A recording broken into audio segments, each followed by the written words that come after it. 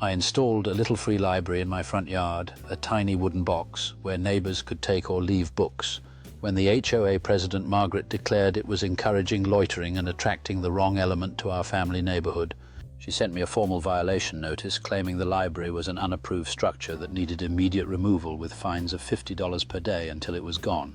She actually sat in her car taking photos of every person who stopped to look at books, creating a binder she called Evidence of Declining Neighbourhood Standards. At the next meeting, she presented her case that literacy was apparently dangerous, showing pictures of children reading on my lawn for 5 minutes as if it were criminal activity. She proposed a new rule banning all book-sharing devices and suggested that people who wanted to read should go to the actual library downtown.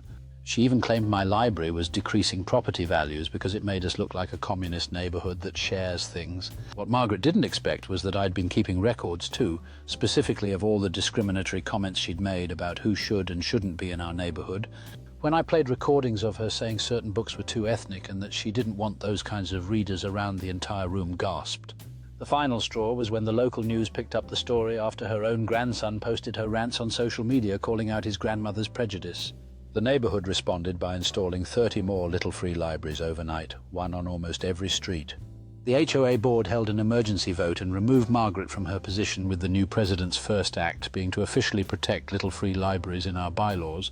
Margaret tried to sue the HOA for discrimination, but the judge dismissed it immediately and ordered her to pay everyone's legal fees.